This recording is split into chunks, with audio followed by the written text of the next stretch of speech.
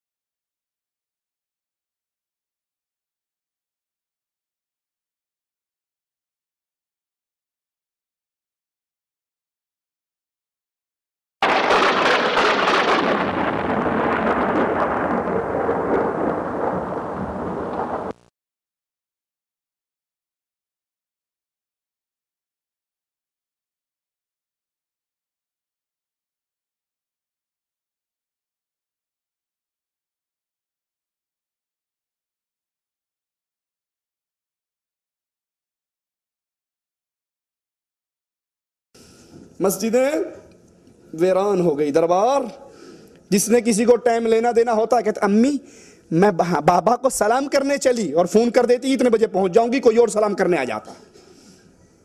بدماشی کے اڈے یہ قبریں, یہ دربار بن کے. درباروں پر عورتوں اور مردوں کا مخلوط اجتماع. رسول اللہ صلی اللہ علیہ وسلم اپنے مسجد نبوی سے نکلے, صحابہ اور صحابیات کو اکٹھے چلتے ہوئے دیکھا جو نماز پڑھ کے باہر نکلے تھے. غضبناک ہو کر اللہ کے نبی نے فرمایا عورتوں تمہیں کوئی حق نہیں پہنچتا راستے کے درمیان میں چلنے کا, تم دیواروں سے لگ کر چلو. مردوں تم درمیان میں چلو. حدیث میں آتا ہے عورتیں دیواروں سے ایسے لگ کر چلتی کہ ان کے دوپٹے ان دیواروں کے پتھروں میں اٹک جایا کرتے تھے. اللہ کے نبی صلی اللہ علیہ وسلم تو نمازیوں کے, اور نمازی بھی ابو بکر, عمر, عثمان و علی, عورتوں میں عائشہ, حفصہ, فاطمہ, ام سلمہ, زینب, ام کلثوم, رقیہ, پاک دامن بیبییں اور پاک دامن مرد. لیکن نبی نے ان کے اکٹھ کو پسند نہیں کیا. میرے پاس سے نہیں کہتا. یہی حضرت احمد رضا خان صاحب بریلوی کی ملفوظات کیسے کیسے بدکاری کے اڈے بنے. سنیے صفحہ 248 ہے. صفحہ 248 کے اوپر فرماتے ہیں ایک مرید آ رہا سید بدوی کبیر کی قبر کی زیارت کرنے کے لیے. راستے میں ایک چھوکری پر نظر پڑ گئی, اس کے دل میں آ گئی. جب دربار پہ پہنچا تو وہ اس پیر نے پوچھا عبد الوہاب تمہیں وہ کنیز اچھی لگی؟ کہا حضرت پیر سے شیخ سے کیا چھپانا, ہمارے دل کو بھا گئی. کہا جاؤ وہ کنیز ہم نے تمہیں ہبہ کر دی.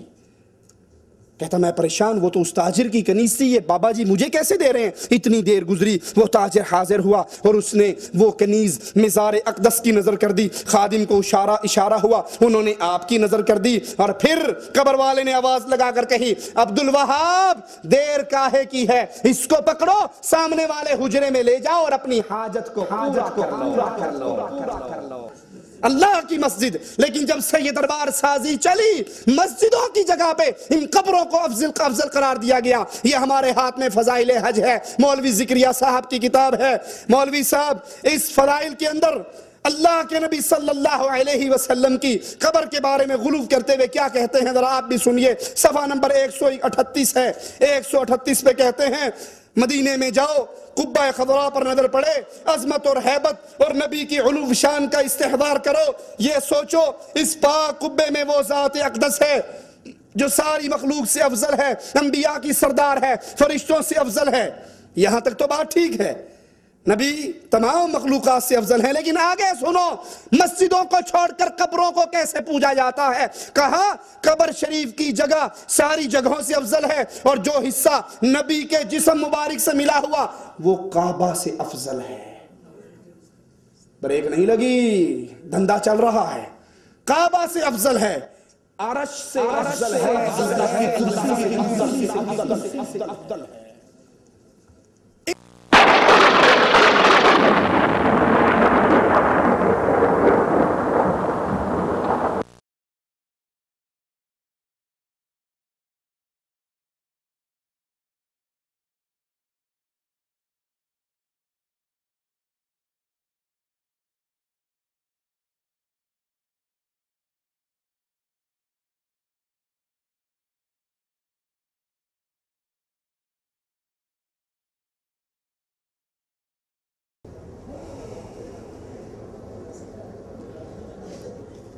نحمده نصلي على رسوله الكريم اعوذ بالله من الشيطان الرجيم بسم الله الرحمن الرحيم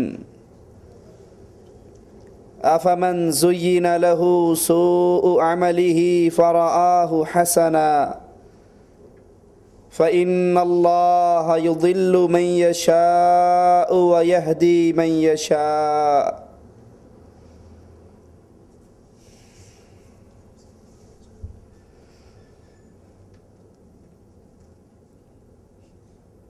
دین اسلام، دین توحید،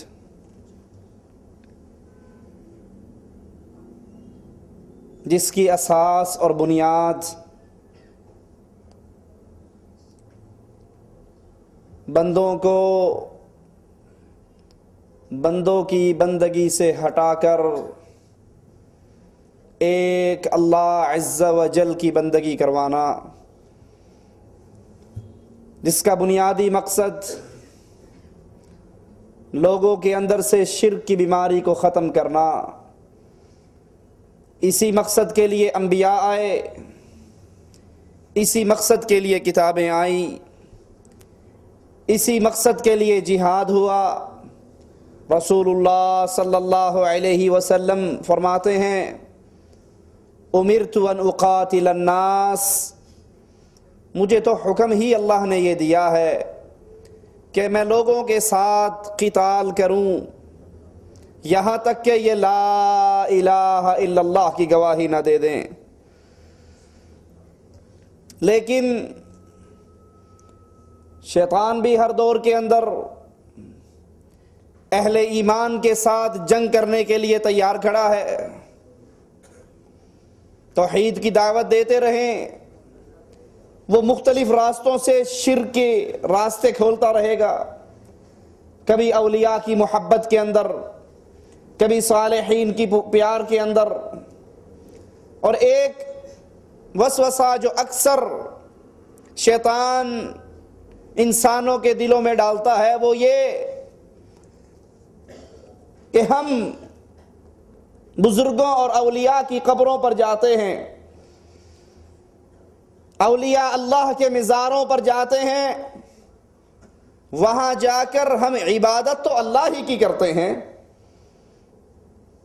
وہاں جا کر نظر اور نیاز اللہ نام کی دیتے ہیں، پکار اور سوال اللہ نام کا بلند کرتے ہیں، وہاں جا کر دیگ کیوں بانٹتے ہیں، وہاں پر دعا کیوں مانگتے ہیں؟ اس لیے کہ درباروں پر کھڑے ہو کر مانگا جائے تو بڑی جلدی قبول ہو جاتی ہے۔ یہ اولیاء اللہ ہیں، یہ بزرگان دین ہیں، ان کی قبروں پہ کھڑے ہو کر اللہ سے سوال کیا جائے تو دیر نہیں لگتی قبول ہونے میں۔ آئیے ذرا محمد الرسول اللہ صلی اللہ علیہ وسلم کے مبارک فرامین کو سامنے رکھ کر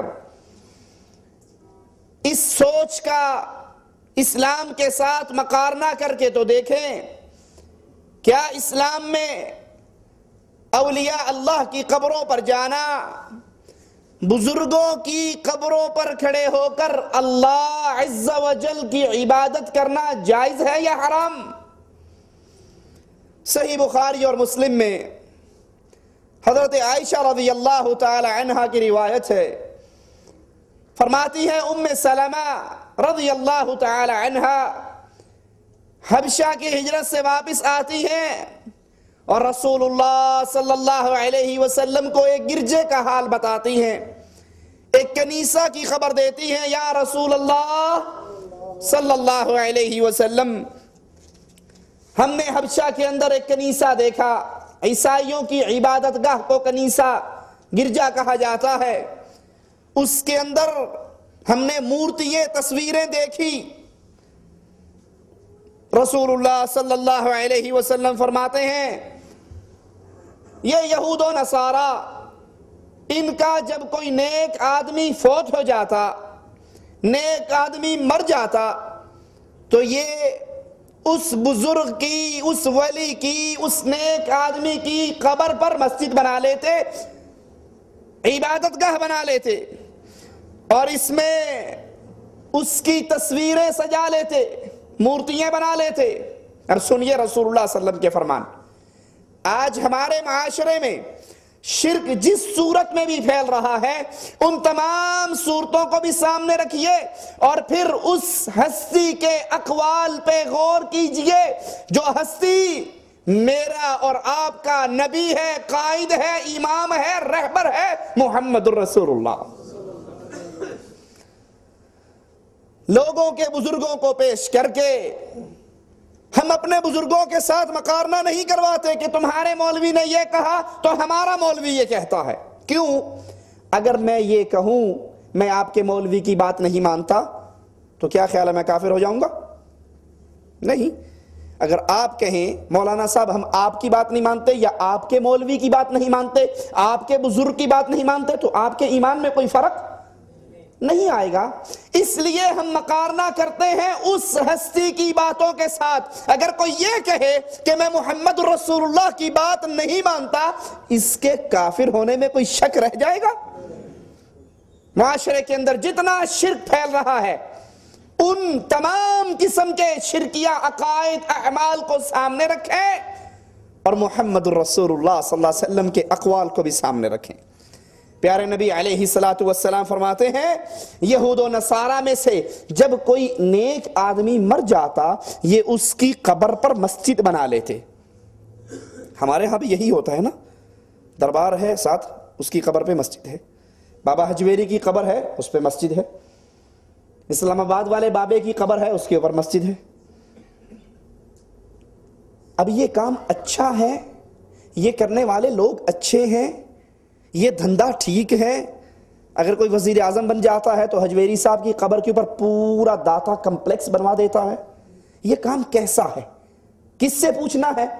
اس سے جس کی بات کو اگر میں اور آپ اور دنیا کا ہر انسان، کوئی بھی بندہ تسلیم نہیں کرتا، ٹھکرا دیتا ہے، اس کے پلے سے ایمان نکل جاتا ہے۔ رسول اللہ صلی اللہ علیہ وسلم فرماتے ہیں سنو، اللہ کے نزدیک بزرگوں کی قبروں پر عبادت گاہیں، مسجدیں بنانے والوں کے بارے میں نبی فرماتے ہیں اللہ کے نزدیک یہ سب سے بدترین مخلوق ہے۔ یہ نہیں کہا یہ سب سے بدترین انسان ہیں، یہ نہیں کہا۔ اللہ کے نزدیک اولیاء اللہ کی قبروں پہ قبے، مزار، دربار، خانقاہیں بنانے والے اللہ کی مخلوق میں سے سب سے زیادہ بدترین ہیں۔ سوچئے گٹر کی گندگی میں رینگنے والا کیڑا کس کی مخلوق ہے؟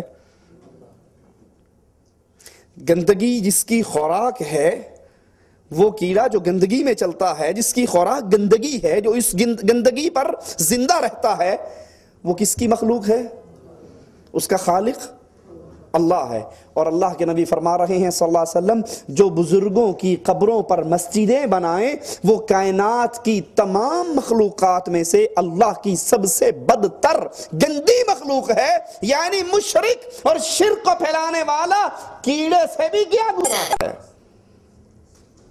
رسول اللہ صلی اللہ علیہ وسلم اور حضرت عائشہ فرماتی ہیں کہ یہاں حبشہ والوں نے دو فتنوں کو جمع کر دیا۔ پہلا فتنہ کہ انہوں نے اولیاء کی قبروں پر مسجدیں بنائی، قبے بنائے، درگاہیں بنائی، وہاں پہ وہ اعمال ہونے لگے، پہلا فتنہ۔ دوسرا فتنہ، انہوں نے بزرگوں کی، اولیاء کی مورتیاں، تصویریں، صورتیں بنائی، اور یہ شیطان کا دوسرا وار ہے کہ شیطان اس طریقے سے انسانوں میں شرک پھیلاتا ہے، جیسے قوم نوح کے اندر شیطان نے پنجتن پاک، ود، سوا، یعوس، یعوق، نصر، ان اولیاء اللہ کی صورتیں بنوائی، اور پھر ان صورتوں کی محبت میں اتنا غلو کیا کہ قوم نوح شرک کرنا اس نے شروع کر دیا۔ امام بیضاوی رحمہ اللہ فرماتے ہیں وہ لوگ، یعنی یہود و نصارہ، وہ لوگ مسجد میں نماز پڑھتے، نماز اللہ نام کی، مسجد میں نماز پڑھتے اور پھر قبلہ ان بزرگوں کی قبروں کی طرف کرتے، یعنی نماز پڑھتے ہوئے اپنا قبلہ بزرگوں کی قبروں کو سامنے رکھتے اور ان کی طرف منہ کر کے نماز پڑھتے۔ ذرا جائیے اپنے اپنے معاشرے کے اندر دیکھیے، ہمارے ہاں بھی قبر درمیان میں ہوتی ہے، چاروں طرف درویش بیٹھ کے قرآن پڑھتا ہے یا نہیں پڑھتا؟ اللہ کے لیے، اللہ کو جان دینی ہے آپ نے۔ آپ کی قبر میں نے نہیں آنا، میری قبر میں آپ نے خود مقارنہ کیجئے، خود اپنی اس عقل کو استعمال کیجئے۔ آپ کے اور ہمارے معاشرے میں قبر کے چاروں طرف درویش بیٹھ کے قرآن کی تلاوت کرتے ہیں یا نہیں کرتے؟ یہ قرآن پڑھنا تو عبادت ہے کس کی؟ اللہ کی، لیکن اس کا رخ کس طرف ہے؟ اور جب سوال کرنے والا دعا کرنے کے لیے آتا ہے، بیت اللہ پشت پہ ہوتا ہے، قبر بزرگ کی ادھر ہے، تو وہ ہاتھ باندھ کر قبر کے سامنے کھڑا ہوتا ہے یا نہیں؟ ہاتھ باندھ کر، ہاتھ اٹھا کر، یا یوں قیام کی حالت میں اس بزرگ کی قبر کی طرف منہ کر کے دعائیں کرتا ہے یا نہیں؟ یہی عمل یہود و نصارہ کیا کرتے تھے۔ اس پر رسول اللہ صلی اللہ علیہ وسلم نے ان کو ملعون قرار دیا، ان پر لعنت کی، اور لعنت کا مطلب کیا ہوتا ہے؟ طرد من رحمت اللہ، کہ ایسے لوگوں پر پھر کبھی اللہ کی رحمت نہیں پڑتی جب تک وہ توبہ طائب نہ ہو جائے۔ اس لیے اسلام نے قبروں پر مسجدیں بنانے سے روک دیا، کیونکہ یہ عمل بہت سی امتوں میں شرک اکبر اسی عمل کے ذریعے پھیلا، اور بہت سی امتیں اسی سبب سے برباد ہوئی کہ انہوں نے بزرگوں اور اولیاء کی قبروں پر قبے اور خانقاہیں بنانا شروع کر دی، اور بالآخر وہ چلتے چلتے شرک اکبر کے اندر دفن ہو گئے۔ کچھ لوگ قبروں پہ نماز، دعا، نظر و نیاز اللہ کے لیے دیتے ہیں، اور امید کیا رکھتے ہیں کہ ان درباروں کی، ان بزرگوں کی قبروں کی برکت کی وجہ سے فائدہ بہت زیادہ ہوگا۔ نماز اللہ کے لیے پڑھنی ہے، جمعرات کو کچھ اللہ نام کا دینا ہے تو دربار پہ جا کر دیتے ہیں، بکرے کی نیاز اللہ نام کی ہے لیکن اسے ذبح کرنے کے لیے بابا حجویری کی قبر پہ، سبیل اللہ نام کی لگانی ہے لیکن وہ سبیل لگتی کہاں پر ہے؟ خواجہ اجمیری کے دربار پہ۔ تو آئیے سوچئے، نماز اللہ کے لیے، دعا اللہ کے لیے، نظر اللہ کے لیے، یہ عبادت ہے۔ کیا اللہ کے رسول صلی اللہ علیہ وسلم اس کی اجازت دیتے ہیں کہ تم جاؤ اور قبروں پہ جا کر یہ اعمال کرو؟ رسول اللہ صلی اللہ علیہ وسلم اسی لیے قبروں پہ نماز پڑھنے سے منع کرتے ہیں۔ بخاری و مسلم میں ہے، حضرت عائشہ سے روایت ہے، حضرت عائشہ فرماتی ہیں جب رسول اللہ صلی اللہ علیہ وسلم پر موت کا فرشتہ آیا، موت کا وقت آیا، اللہ کے نبی اپنے چہرہ انور پر چادر کو ڈالتے ہیں، دم گھٹتا ہے، چادر ہٹا لیتے ہیں، اور اس موقع پر، اس لمحات میں موت کا وقت ہے، آخری لمحات ہیں آپ کے اور میرے نبی کے، اور اللہ کے نبی فرما رہے ہیں لعنت اللہ علی الیہود، لعنت اللہ علی الیہود والنصارى اتخذوا قبور انبیائهم مساجدا، اللہ کی لعنت ہو یہودیوں پر۔ یہ کون سے نبی لعنت کر رہے ہیں جس کی زبان جب ہلتی تھی رحمتی کی آواز آتی تھی؟ طائف کے اندر پتھر پڑے، زخمی ہو کے گر گئے، فرشتہ فوراً پہنچ گیا، اللہ کے نبی اجازت دو، پہاڑوں کا فرشتہ ساتھ ہے، یہ طائف کی بستی پر ان دونوں پہاڑوں کو ڈال کر پیس کے رکھ دے گا، اجازت تو دو۔ نبی کو پتھر مارے گئے، نبی لہو لہان ہوئے، نبی زخمی ہوئے، جواب میں کہتے ہیں جبرائیل نہیں، ان پر پتھر، ان پہ پہاڑ گرانے کی بات نہ کر، اللہ سے امید ہے یہ نہ صحیح ان کی پشتوں سے نکلنے والے ضرور ایک دن لا الہ الا اللہ کا اقرار کریں گے۔ جو رحمت للعالمین بنا کر بھیجے گئے لیکن وفات کا وقت، آخری لمحات، اللہ کے نبی فرما رہے ہیں لعنت اللہ علی الیہود والنصارى، اللہ تیری لعنت برسے یہودیوں پر، عیسائیوں پر۔ کیوں؟ اتخذوا قبور انبیائہم مساجدا، ان یہود و نصارہ نے بزرگوں کی قبروں کو مسجدیں بنا لی، بزرگوں کی قبروں پر مسجدیں قائم کی۔ عائشہ فرماتی ہیں اللہ کے نبی کی اس طرح بار بار ڈرانا اور یہود و نصارہ پہ لعنت کرنا، اس وجہ سے آپ کی قبر کو گھر کے اندر بنایا گیا، حضرت عائشہ کے حجرے میں بنایا گیا۔ اگر آپ کی یہ تحذیر نہ ہوتی، یہ ڈرانا نہ ہوتا، یہود و نصارہ پر اس طرح کی لعنت نہ ہوتی، تو رسول اللہ صلی اللہ علیہ وسلم کی قبر کو کھلے مقام پہ بنایا جاتا۔ اس ڈر کی بنا پر، اب لازمی بات ہے یہ ڈر نعوذ باللہ صحابہ سے تو نہیں تھا کہ صحابہ اللہ کے نبی کی قبر کی عبادت کریں گے یا قبر کو پوجیں گے، یہ ڈر آنے والی امتوں سے تھا، گزرے ہوئے لوگوں سے نہیں تھا، بلکہ جو لوگ بعد میں آنے والے ہیں ان کے بارے میں یہ ڈر تھا کہ کہیں یہ اللہ کے نبی کی عبادت نہ کریں۔ اب آئیے یہاں پر ایک اور نقطہ سمجھیے، رسول اللہ صلی اللہ علیہ وسلم یہود و نصارہ پہ لعنت کر رہے اور ان کا جرم کیا بتا رہے کہ انہوں نے اللہ کے ولیوں کی قبروں پر، جہاں اولیاء فوت ہوتے، بزرگان دین فوت ہوتے، یہ ان پہ قبریں بنا لیتے، ان قبروں پر مسجدیں بنا لیتے۔ حالانکہ عیسائیوں کی عبادت گاہوں کا نام مسجد، غور کرنا اس بات پر، عیسائیوں کی عبادت گاہ کا نام مسجد نہیں تھا، اس کا نام تو کنیسہ، گرجا۔ لیکن اللہ کے نبی عیسائیوں کی عبادت گاہوں کو کیا کہہ رہے ہیں؟ مسجد۔ کیوں؟ اس لیے کہ ان قبروں پہ کام وہ کیے جاتے تھے جو مسجد میں ہوتے ہیں۔ سجدہ اللہ کے لیے کہاں ہوتا ہے؟ رکوع اللہ کے لیے کہاں ہوتا ہے؟ قیام اللہ کے لیے کہاں ہوتا ہے؟ دعا اللہ سے مانگی جاتی ہے، یہ تمام کام مسجدوں میں ہوتے ہیں۔ اب جس جگہ پہ یہ کام کیے جائیں، عیسائیوں نے اپنے بزرگوں کی قبروں پہ کیے، یا آج کلمہ پڑھنے والے، کلمہ گو مسلمان اپنے اولیاء کی قبروں پہ کریں، تو ان قبروں پر سجدہ جب ہوگا، طواف جب ہوگا، رکوع جب ہوگا، نظر اور نیاز ہوگا، تو وہ قبر کو مسجد بنانا ہے، کیونکہ یہ عبادت تو صرف اللہ کی ہے جو بیت اللہ میں مسجد میں ادا ہوتی ہے۔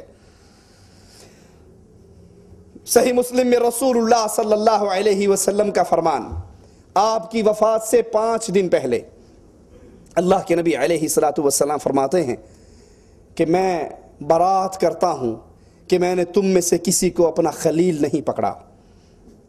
خلیل محبت کا آخری درجہ ہے، محبت کے بعد پھر خلیل کا مقام ہے۔ کیوں نہیں پکڑا؟ کیونکہ اللہ نے مجھے اپنا خلیل بنایا ہے۔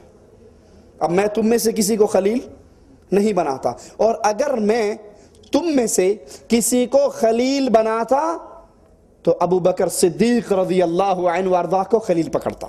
یہ دلیل ہے ان رافضیوں کے خلاف جو ابو بکر رضی اللہ عنہ وارضاہ کی تکفیر کرتے ہیں، ان پر تبرہ کرتے ہیں، ان کے بارے میں غلط عقیدے رکھتے ہیں کہ امت کے اندر رسول اللہ صلی اللہ علیہ وسلم کی امت میں نبی کے بعد سب سے افضل ترین ہستی ابو بکر کی ہستی ہے۔ آپ نے فرمایا اگر میں کسی کو خلیل پکڑتا تم میں سے تو ابو بکر صدیق کو پکڑتا۔ میں برات کرتا ہوں میں نے تم میں سے کسی کو خلیل نہیں پکڑا۔ خبردار، وفات سے کتنے دن پہلے اللہ کے نبی فرما رہے ہیں؟ 5 دن پہلے۔ خبردار، تم سے قبل جو لوگ گزرے وہ انبیاء کی قبروں پر مسجدیں بنایا کرتے تھے، خبردار تم قبروں پہ مسجدیں نہ بنانا، میں تمہیں سختی سے اس عمل سے روکتا ہوں۔ اللہ کے نبی صلی اللہ علیہ وسلم کی وفات سے 5 دن پہلے کا اعلان۔ تم سے پہلی امت یہود و نصارہ انبیاء، اولیاء، اتقیاء کی قبروں پہ، انبیاء کی قبروں پہ مسجدیں بناتے تھے، تم ایسا عمل نہ کرنا۔ محمد کریم صلی اللہ علیہ وسلم سختی سے منع کرتے ہیں اپنی امت کو کہ تم اے امت محمد کسی ولی کی، کسی بزرگ کی، کسی نیک اور صالح کی قبر پہ مسجد نہ بنانا۔ اس عمل سے نبی نے اپنی زندگی میں منع کر دیا۔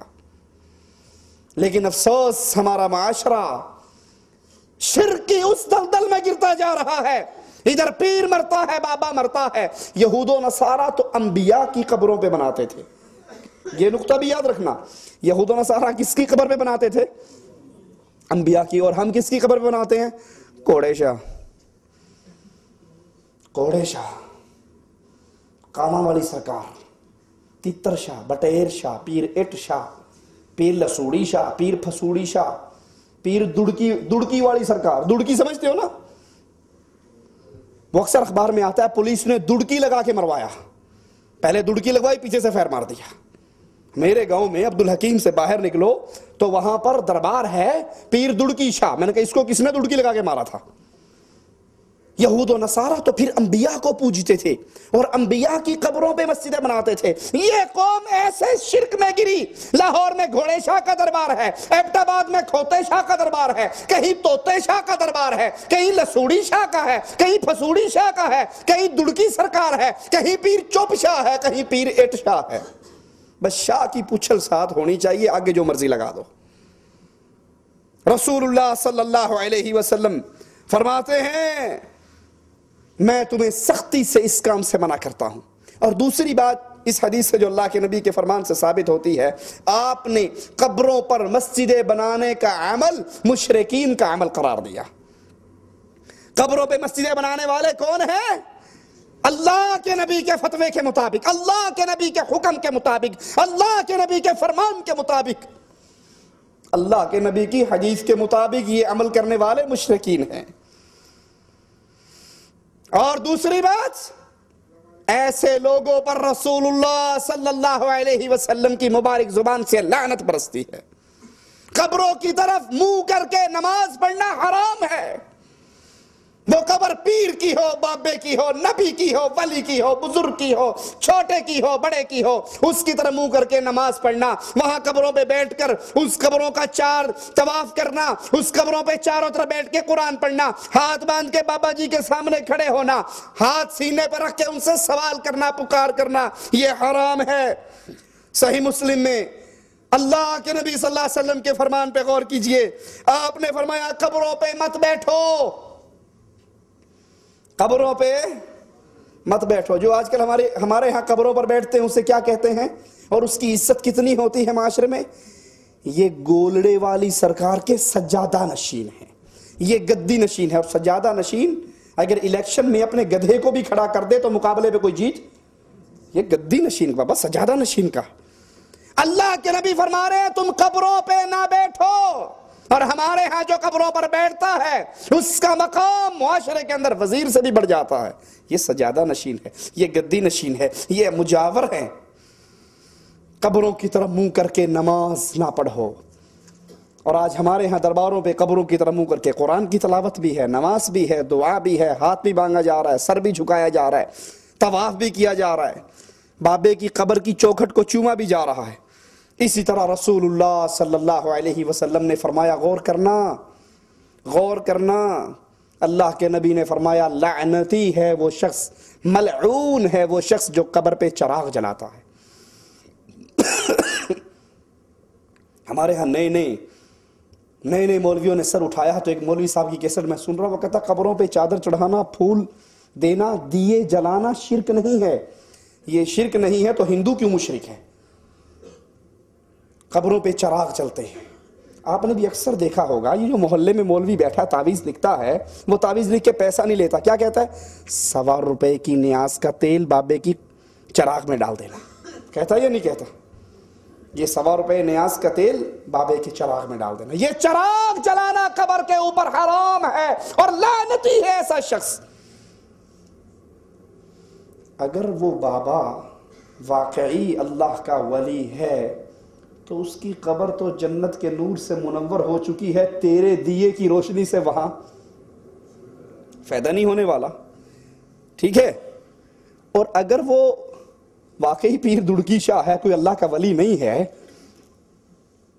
پیر گھوڑی شاہ ہے، اللہ کا پیارا نہیں ہے، اور اس کی قبر جہنم کے اندھیروں سے گھٹا ٹوپ ہو چکی ہے، تو تیرے دیے سے وہاں روشنی نہیں ہونے لگی۔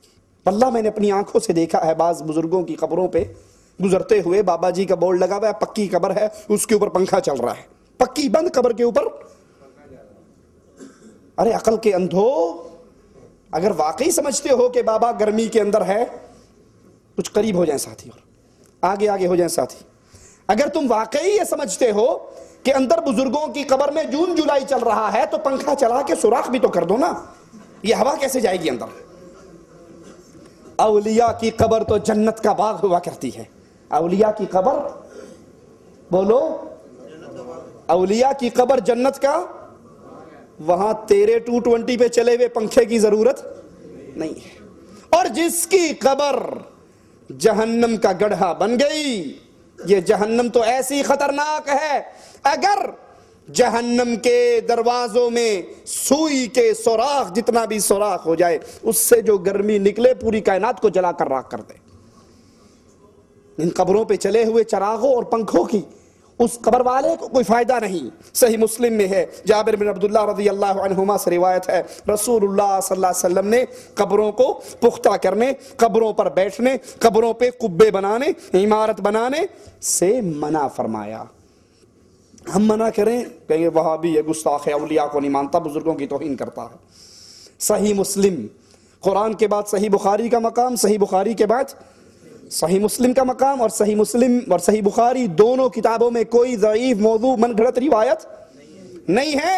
اور اللہ کے نبی کی یہ حدیث صحیح مسلم میں ہے, آپ نے قبروں کو پختہ کرنے سے منع فرمایا.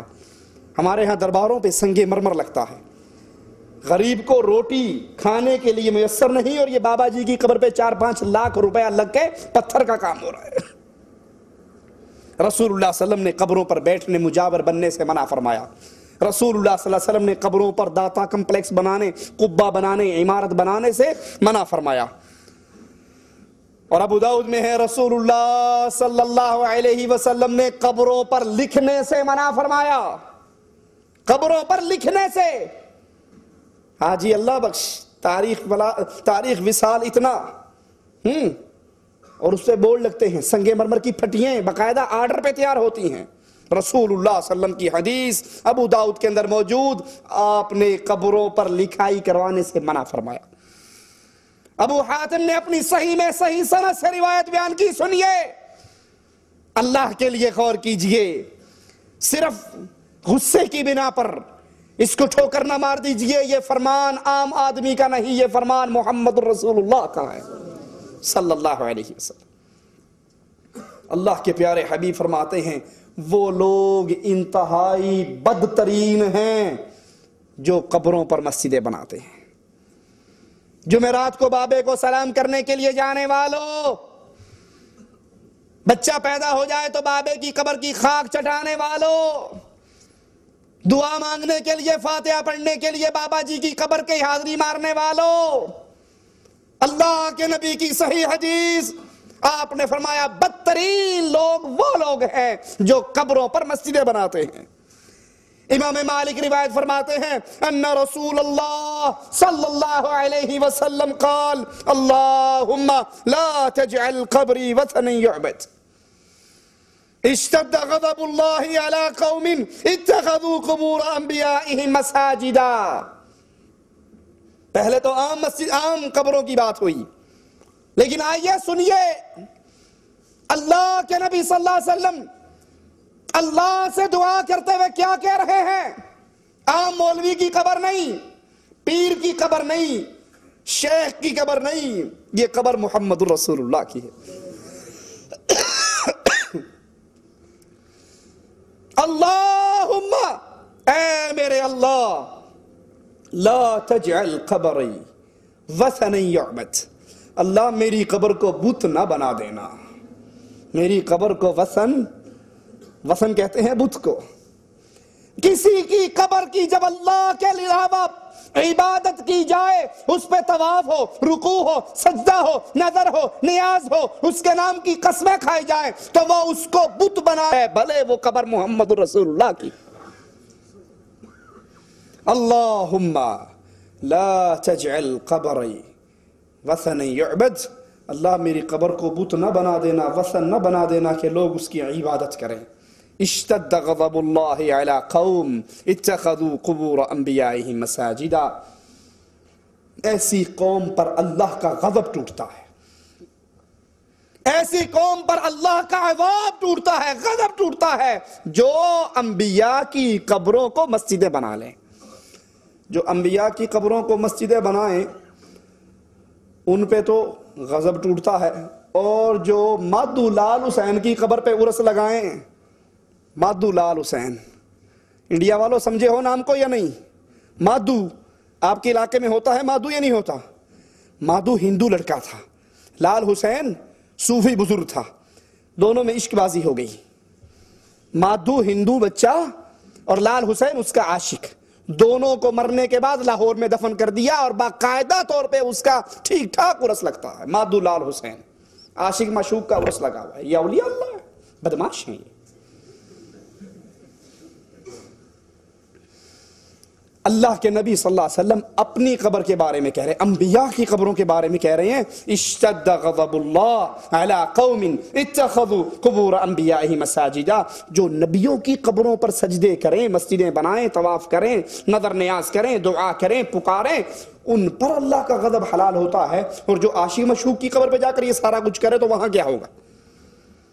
عبداللہ بن عباس سے روایت ہے کہ لات، شرک کیسے داخل ہوتا ہے سنیے، لات جس کو کفار مکہ پوجا کرتے تھے، یہ لات اللہ کا ولی تھا، حاجیوں کو ستو گھول گھول کے پلایا کرتا تھا، اور اس کے مرنے پر مجاہد رحمہ اللہ کا قول ہے کہ لات کے مرنے پر لوگوں نے اس کو دفن کرنے کے بعد اس کی قبر کی مجاورت شروع کر دی۔ اب بتاؤ، جو کام کفار مکہ کرے اور ان کے دین میں حلال ہو، وہ کام مسلمان بھی کریں، وہ ایمان والا کام ہو سکتا ہے؟ قبروں پر مجاوری تو کفار مکہ کیا کرتے تھے، اور آج یہی کام ہمارے علاقے اور ہمارے معاشرے کے اندر مولوی صاحب اور صوفی صاحب، شیخ الحدیث صاحب کرتے ہیں۔ قبروں پہ چراغ جلانے کا رواج تو عام ہے، اور یہ چراغ جلانا قبروں پر کئی قسم کے شرک کا منبع ہے۔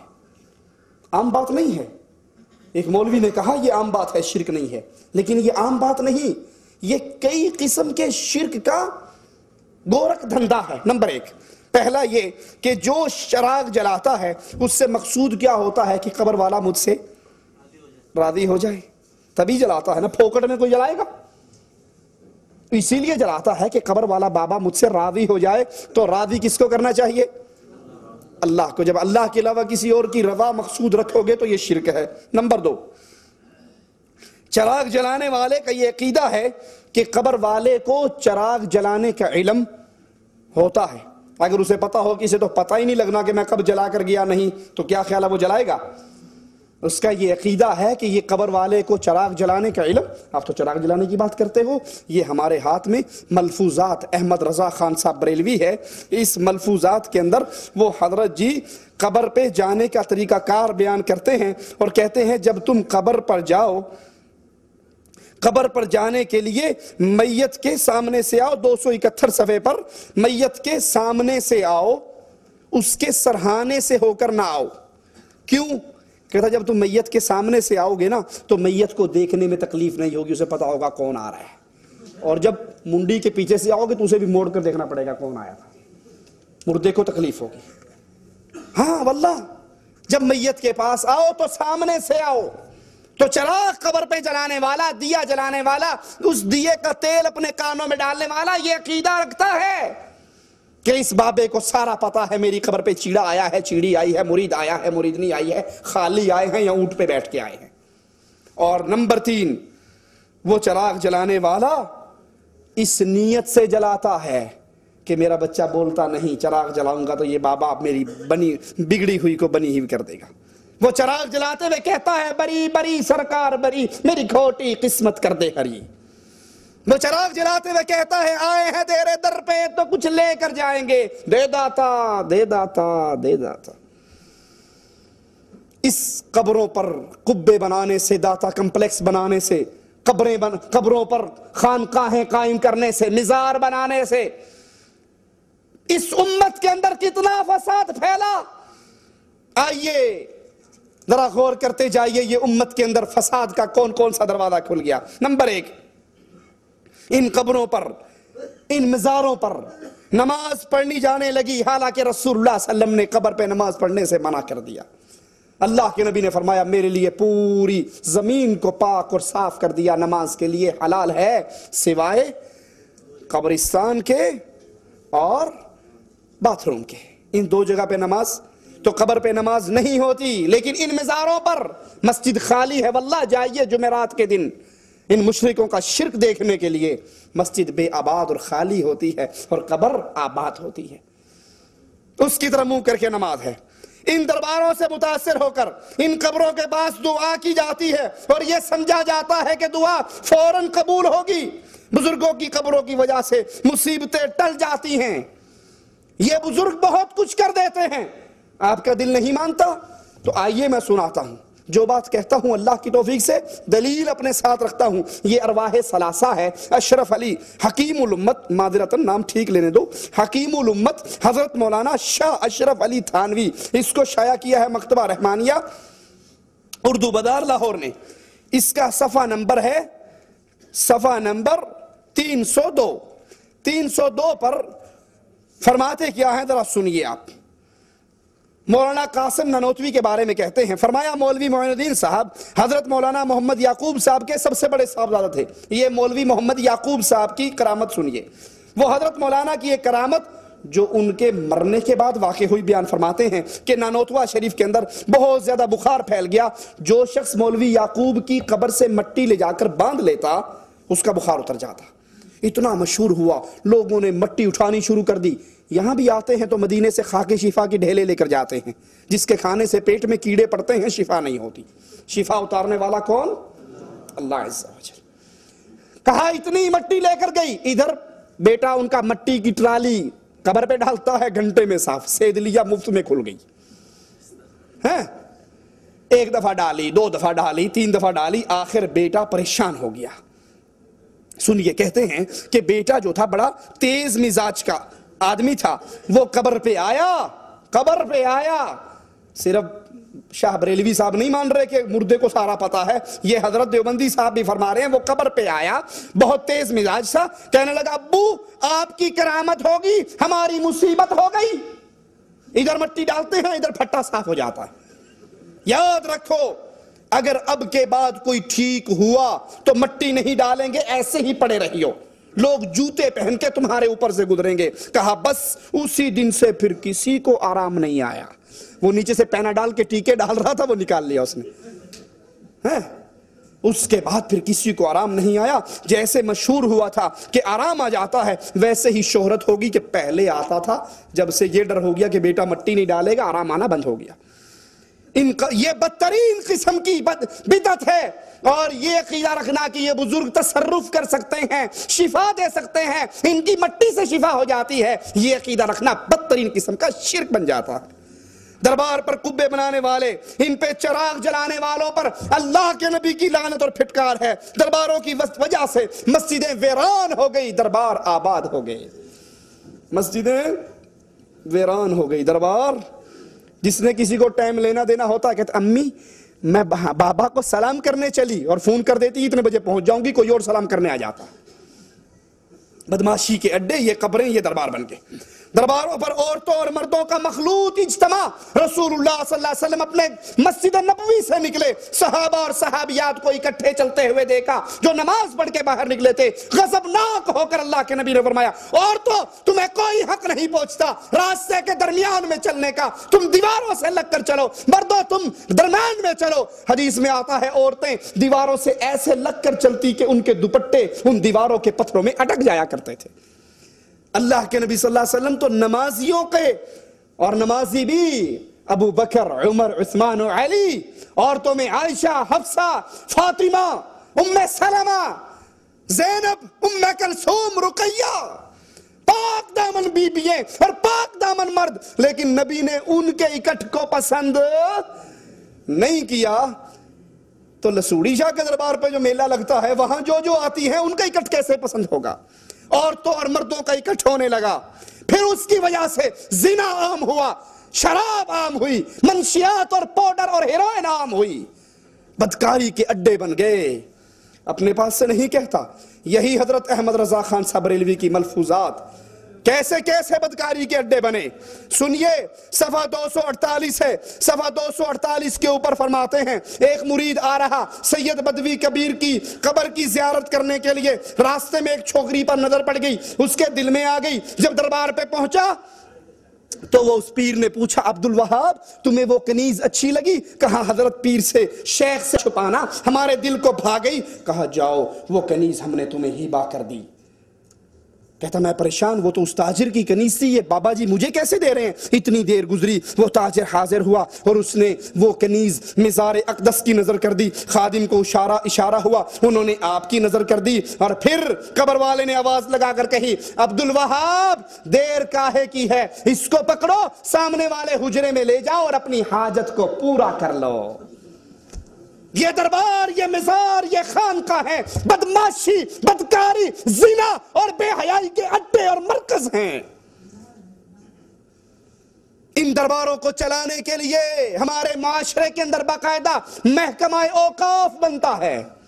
اللہ اس سعودی حکومت کو قائم اور دائم رکھے, اللہ ان کو جزائے خیر دے. یا محکمہ اوقاف, وزارت اوقاف بنتی ہے حج کروانے کے لیے, بیت اللہ کی سرپرستی کے لیے, مسجد نبوی کی سرپرستی کے لیے, حاجیوں کی خدمت کے لیے. ہمارے ہاں محکمہ اوقاف بنتا ہے لسوڑی شاہ اور پھسوڑی شاہ کے دربار سے چندے اکٹھے کرنے کے لیے. اللہ ملک عبداللہ کی حفاظت فرمائے. جس طرح ملک عبدالعزیز رحمت اللہ علیہ نے اور اس سے پہلے ملک سعود رحمت اللہ علیہ نے اور ان کے ساتھ شیخ محمد بن عبد الوہاب نجدی رحمت اللہ علیہ نے اس منطقے سے تمام قبر پرستی کو جڑ سے اکھاڑ کر پھینک دیا, دربار سازی کو مٹا کر رکھ دیا. گھر ہے تو اللہ کا گھر ہے, اس کے علاوہ کسی اور کا دربار نہیں ہے. یہ اس دنیا کے دھرتی کے اوپر واحد حکومت ہے جہاں پر قبر پرستی کا تصور بھی تک نہیں ہے. ہمارے ہاں ان قبروں کو بنا کر اس سے چندے اکٹھے کیے جاتے ہیں اور مجاوروں کو نذرانے ملتے ہیں. نذرانے وصول کرنے کے لیے جھوٹی کرامتیں مشہور ہوتی ہیں. تمہیں نہیں پتا یہ بابا جو ہے نا یہ اتنا پہنچا ہوا ہے, 12 سال کے بعد ڈوبی ہوئی کشتی کو اس نے پار لگا دیا تھا, یہ بابا اتنا پہنچا ہوا ہے, یہ کر لیتا ہے, یہ کر لیتا ہے, یہ کر لیتا ہے. جھوٹی کرامات, جھوٹے من گھڑت قصے بنا کر ان کو سنائے جاتے ہیں تاکہ ہماری دکانداری. اور تمہیں کیا پتا پیر بابا گولڑے شاہ والا اسٹیشن پہ آیا, ایک انگریز اس کے ہاتھ میں بندوق تھی, وہ کھڑا تھا, اس نے بابا جی نے پوچھا بھئی انگریز اس بندوق کا تم کیا کرتے ہو؟ اب سوچو بابا گولڑے کو انگلش آتی تھی یا اس انگریز کو پنجابی آتی تھی؟ خیر چھوڑو اس بحث کو. اس نے کہا آپ کو نہیں پتا, اس نے گن کے اندر گولی ڈالی, چھرا ڈالا, اوپر پرندہ بیٹھا تھا, اس کا نشانہ لیا, مارا, وہ ٹک سے آ کر نیچے گرا اور نیچے گرتے ہی مر گیا. اب انگریز نے دیکھا بابا گولڈے کے ہاتھ میں تسبیح تھی, اس نے کہا بابا جی اس تسبیح سے آپ کیا کرتے ہو؟ جھوٹی من گھڑت کہانیاں تاکہ شرک کا دھندا چلتا رہے. آپ کیا کرتے ہو؟ اس نے کہا بتاؤں کیا کرتا ہوں. کہا بتاؤ. اس پرندے کے اوپر رکھا, پڑھنے کے بعد وہ اڈاری مار کے پھر چلا گیا. یہ موت و حیات تو اللہ کے اختیار میں ہے جو ان مجاوروں نے جھوٹی کرامات اور قصے اور کہانیاں بنا کر ان بزرگوں کے نام پر مشہور کر دیے. اور یہ قبروں پہ بیٹھنے والے مجاور ویسے ہی ہیں جیسے کفار مکہ کے بتوں پر مجاور بیٹھا کرتے تھے. لوگ درباروں کو دیکھ کر صاحب قبر کے لیے سجدے کرتے ہیں, رکوع کرتے ہیں, اور یہ عمل امت کے اجماع کے ساتھ کفر ہے. ان درباروں کے پاس کھڑے ہو کر دعا کرتے ہیں, اس قبر والوں کا وسیلہ دیتے ہیں, اپنی آل اولاد. آپ نے سنا نا اس نے کنیز دربار کے نام پہ ہبہ کر دی. ہمارے ہاں بچے ہبہ کر دیے جاتے ہیں, کنیزیں ہبہ ہوتی ہیں, مال ہبہ ہوتا ہے ان درباروں کے نام پر. مزار میں مدفون بزرگ کی ہیبت دل میں اتنی ہوتی ہے, چور چوری کر لے اور واقعی چور ہو, اسے کہو تم مسجد میں آؤ, اللہ کی قسم اٹھاؤ یا قرآن پہ حلف دو کہ تم نے چوری نہیں کی. وہ کہے گا بالکل چلو میں ابھی قسم اٹھاتا ہوں واللہ میں نے چوری نہیں کی, قرآن بھی اٹھا لے گا. ہے چور. اور اسے کو اچھا ٹھیک ہے تو نے قسم اٹھا لی, ہمیں مسجد میں قسم نہیں چاہیے, ہمارے ساتھ چلو بابا اجمیر کے دربار کی کنڈی کھول دو. وہ کھول دے گا؟ ہاں وہ کھولے گا؟ کہے گا میرے بچے مروانے ہیں تم نے. دربار کی کنڈی جھوٹے کی تو بہت دور کی بات ہے. 11ویں شریف کی سبیل لگانے والے کو اگر کہو نا بابا یہ دودھ نہ دو, اللہ نام کا دودھ ہے, کیوں بابے کے نام پہ دیتے ہو؟ کہا مولوی صاحب اگر آپ کی بات مان لوں پیر میری بھینس مار دے گا. یہ پیروں سے، ان مزاروں سے، ان مردوں سے، ان کی ہڈیوں سے اتنا ڈرتے ہیں کہ اتنا ڈر اللہ کا بھی ان کے دل میں۔ دودھ روک لیں تو پیر بھینس مار دے گا، یہ تو بڑی بات ہے۔ سارا سال دودھ میں پانی ڈال ڈال کے بیچیں گے، بلکہ غلط کہہ دیا، پانی میں دودھ ڈال کر بیچیں گے، پانی میں دودھ ڈال کر بیچیں گے، اور جب عرس کا دن آئے گا تو بھینس کے تھنوں سے خالص نکال کر بابے کی نظر کر دیں گے۔ اللہ سے نہیں ڈرتے، ان مردوں کا ڈر ہے۔ ان مداروں پر کھڑے ہو کر صاحب قبر سے اپنی مصیبتیں دور کرواتے ہیں، اپنے مسائل حل کرواتے ہیں، مانگتے ہیں، اپنے پاس سے نہیں کہہ رہا۔ یہی ملفوظات اعلیٰ حضرت احمد رضا خاں بریلوی صاحب کی صفحہ اس کا 266 ہے۔ 266 پر خواجہ اجمیری کے ایک مرید کے بارے میں کہتا ہے، وہ قبر پہ آیا، ایک فقیر سوٹا لے کر روضہ شریف کا طواف کر رہا ہو۔ یہ طواف کس کا ہوتا ہے مسلمانوں؟ بیت اللہ شریف کا۔ لیکن احمد رضا خاں بریلوی صاحب اپنی کتاب میں لکھتے ہیں کہ قبر کا طواف کر رہا سوٹا لے کر اور آواز لگا رہا، خواجہ غریب الدین، خواجہ معین الدین چشتی، 5 روپے لوں گا۔ دیکھو کتنے دھڑلے سے مانگتا ہے، 5 روپے لوں گا، 1 گھنٹے میں لوں گا، ایک ہی آدمی سے لوں گا۔ یہ فقیر نہیں ہے، یہ جگہ ٹیکس لے رہا ہے۔ فقیر تو کہتا ہے بھائی بھلی ہو جو دے اس کا بھی بھلا، جو نہ دے اس کا ہی بھلا۔ یہ تو ڈنڈا دے کے لے رہا ہے، کہ 5 روپے لوں گا، 1 گھنٹے میں لوں گا، ایک آدمی سے لوں گا۔ کہا جب گھنٹہ گزر گیا اور کسی نے نہیں دیا، ایک وہابی وہاں بیٹھا ہوا تھا، اس کو خیال آیا کہ گھنٹہ گزر گیا کسی نے دیا نہیں، اس نے جیب میں سے 5 روپے نکالے اور کہا بے وقوف، جب مانگنا ہو اللہ سے مانگا کرو، یہ مردے کیا دیتے ہیں۔ 5 روپے لے کے جیب میں ڈالے اور کہا واہ خواجہ واہ، دینے پر بھی آیا تو کس نامراد مردود خبیث سے لے کر دیے۔ ان مزاروں کے قیام کی وجہ سے اللہ سے تعلق ٹوٹ کر ان سے تعلق ایسے بنا کہ وہاں پر ان قبر والوں مردوں سے، جن کو استنجے کی طاقت نہ تھی، جن کو کفن پہننے کی طاقت نہ تھی، جن کو غسل کرنے کی طاقت نہ تھی، جو قبر میں اتر نہیں سکتے تھے، جو یتیم بچوں کو چپ نہیں کرا سکتے تھے، ان سے اللہ کو چھوڑ کر حاجات پوری کرنے کے لیے سوال کیا گیا۔ مزاروں کو مسجدوں سے زیادہ افضل قرار دیا گیا، حالانکہ رسول اللہ صلی اللہ علیہ وسلم نے فرمایا تھا کہ تمام روئے زمین پہ سب سے افضل جگہ کون سی ہے؟ اللہ کی مسجد۔ لیکن جب سے یہ دربار سازی چلی، مسجدوں کی جگہ پہ ان قبروں کو افضل قرار دیا گیا۔ یہ ہمارے ہاتھ میں فضائل حج ہے، مولوی ذکریہ صاحب کی کتاب ہے۔ مولوی صاحب اس فضائل کے اندر اللہ کے نبی صلی اللہ علیہ وسلم کی قبر کے بارے میں غلو کرتے ہوئے کیا کہتے ہیں، ذرا آپ بھی سنیے۔ صفحہ نمبر 138 ہے، 138 پہ کہتے ہیں، مدینے میں جاؤ، قبہ خضراء پر نظر پڑے، عظمت اور ہیبت اور نبی کی علو شان کا استحضار کرو، یہ سوچو اس پاک قبے میں وہ ذات اقدس ہے جو ساری مخلوق سے افضل ہے، انبیاء کی سردار ہے، فرشتوں سے افضل ہے۔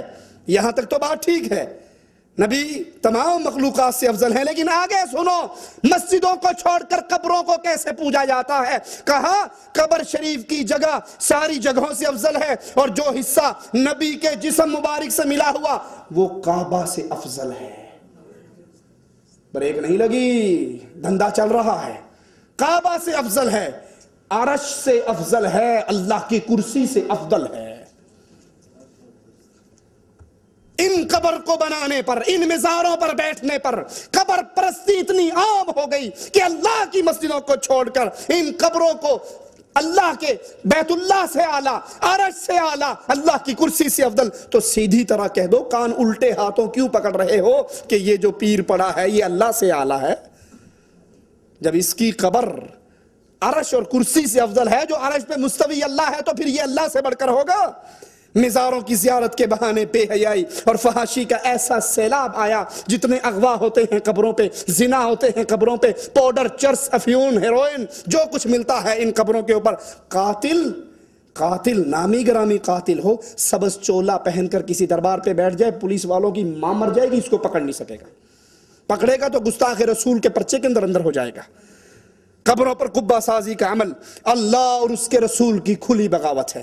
لوگو، اللہ کی سچی خالص توحید کی طرف لوٹاؤ۔ میری باتیں کئی بھائیوں کو کڑوی لگتی ہوں گی، لیکن مجبور ہوں، کہتا ہوں وہی بات، سمجھتا ہوں جسے حق، میں زہر حلال کو کبھی کہہ نہ سکا قلب، کیسے کہہ دوں کہ یہ قبر پرستی دین اور اسلام ہے، آپ لگے رہو، یہ جہنم کا دروازہ ہے، یہ آخرت کی بربادی ہے، یہ دنیا کی بربادی ہے۔ یاد کر لو، آخری بات کہہ کے بات ختم کرتا ہوں، اگر کسی کی قبر پہ میلے لگانا، کسی کی قبر پہ سجدہ کرنا، کسی کی قبر کا طواف کرنا، کسی کی قبر کی خاک چاٹنا، کسی کی قبر پہ دیا جلانا، کسی کی قبر پہ چادر چڑھانا جائز ہوتا تو سب سے پہلے یہ کام محمد رسول اللہ کی قبر پہ ہوتا۔ جب نبی نے اپنی قبر کے بارے میں کہا لا تتخذوا قبری عیدا، میری قبر پہ میلے نہ لگانا، میری قبر پہ عرس نہ لگانا، میری قبر پہ اکٹھ نہ کرنا، میری قبر کو بت نہ بنانا، اللہ کی قسم کھا کر کہتے ہیں اب کائنات کے اندر کوئی ایسی قبر نہیں جو قبر محمد کی قبر سے زیادہ پیاری ہو۔ جب نبی کی قبر پہ میلہ نہیں لگ سکتا، نبی کی قبر پہ عرس نہیں لگ سکتا، نبی کی قبر پکی نہیں ہو سکتی، نبی کی قبر پہ سجدہ نہیں ہو سکتا، تو لسوڑی شاہ پھسوڑی شاہ کی قبر پہ بھی میلے نہیں لگ سکتے۔ ملک فیصل رحمت اللہ علیہ کی بات کر کے بات ختم کرتا ہوں۔ پاکستان کے دورے پہ گئے، وہاں کے ذمہ داران محمد علی جناح کی قبر پہ لے گئے ملک فیصل رحمت اللہ علیہ کو۔ قبر پہ پہنچے تو گاڑی سے نہیں اترے، پوچھا بھئی یہ کہاں لائے ہو؟ کہا آپ کو نہیں پتا یہ بانی پاکستان کی قبر ہے، آئیے سلام کیجئے۔ بابا جھکیے ادھر، ہم تو ہر سبز جھنڈی کو دیکھ کر جھک جاتے ہیں۔ وہ مواحد تھا، وہ مواحد تھا، وہ ان کے نقش قدم پہ چلنے والا تھا۔ ایک بادشاہ نے آرڈر جاری کر دیا جو میرے دربار پہ آئے سجدہ کرے۔ درباری ملاؤں نے سجدہ کرنا شروع کر دیا۔ اللہ کا ایک ولی اس وقت کا، ایک امام وقت کا، اس نے آرڈر جاری کر دیا، فتویٰ جاری کیا، جو سجدہ کرے گا وہ بھی کافر ہے اور یہ بادشاہ بھی کافر ہے۔ اسے اٹھا کے جیل میں ڈلوا دیا۔ جب یہ ولی 70 سال کا بوڑھا ہو گیا، وزیروں نے مشورہ دیا کہ بادشاہ یہ اگر اندر ہی مر گیا تو بغاوت ہو جائے گی، نکالو، اور بہانہ کرتے ہیں آپ کے دربار کی طرف جو آنے والا دروازہ ہے اس کو چھوٹا سا بنا دیتے ہیں، کھڑکی کھولتے ہیں، اس کو کھڑکی میں سے لائیں گے تو لازمی بات ہے پہلے یہ سر اندر داخل کرے گا اور پھر کرے گا، آپ کا مطلب بھی پورا ہو جائے گا اور اس کی شرط بھی ٹوٹ جائے گی۔ اب یہ بوڑھا لاٹھی ٹیک کے آ رہا ہے، اس نے کھڑکی کو دیکھا، سمجھ گیا اس کی پلاننگ کو، پیچھے ہو کے اکڑ کے سر داخل کرنے کی بجائے پہلے ٹانگیں داخل کی، اللہ اکبر، اور پھر اپنا سر داخل کیا اور کہا یہ گردن کٹ سکتی ہے، غیر اللہ کے سامنے جھک نہیں سکتی، نہ گھوڑے کے سامنے نہ سنڈے کے سامنے۔ ملک فیصل رحمت اللہ علیہ اپنی گاڑی سے نہیں اترے، کہا تم لائے ہو مجھے بابا جناح کی قبر پہ سلام کروانے کے لیے، مجھے حدیث رسول سے ثابت کر دو میرے پاس قبر محمد رسول اللہ کی ہے، اللہ کی قسم میں اس کو سونے سے بنا کر سجدے کروں گا، ثابت تو کر دو۔ یہ توحید ہے یارو، جس کے لیے تمام انبیاء آئے، جس کے لیے نبی کا ماتھا پھٹا، جس کے لیے نبی کے دندان مبارک شہید ہوئے۔ اللہ کے لیے اس توحید پہ غور کرو، ایمان اور عقیدہ ایسا بنا لو اللہ کے علاوہ کوئی خالق نہیں، کوئی مالک نہیں، کوئی رازق نہیں، کوئی رب نہیں، کوئی مشکل کشا نہیں، کوئی حاجت روا نہیں، کوئی غوث اعظم نہیں، کوئی بری سرکار بری کرنے والا نہیں، کوئی اولاد دینے والا نہیں، کوئی شفا دینے والا نہیں، کوئی رزق دینے والا نہیں، کوئی داتا نہیں، کوئی گنج بخش نہیں، کوئی نہیں، سارے فقیر، منگتے، بھوکے، کلاش، مجبور اور غنی کرنے والا اللہ عز و جل۔ اللہ ہم اس حال میں اٹھانا، تو ہم سے راضی ہو، ہم تجھ سے راضی ہوں۔ اللہ ہمارے دامن کے اندر بہت گناہ ہیں ربا، لیکن اللہ ایک سوال کرتے ہیں، ہمارے دامن میں سارے گناہ ہوں گے، شرک والا گناہ نہیں ہے۔ اللہ تیری توحید کا واسطہ ہمیں جب بھی موت دینا اس حال میں دینا تو ہم سے اے ہمارے داتا راضی ہو چکا ہو، ہم تجھ سے راضی ہو چکے ہوں، ادھر ہماری روح نکل رہی ہو، ادھر جنت کے لیے ہمارے لیے دروازے کھل رہے ہوں۔ اقول قولی ھذا واستغفر اللہ لی ولکم ولسائر المسلمین فاستغفروہ انہ هو الغفور الرحیم۔ سوالوں کا جواب انشاءاللہ اگلے درس میں دیں گے، وقت کافی ہو چکا ہے۔ سبحانک اللہم بحمدک اشہد ان لا الہ الا انت استغفرک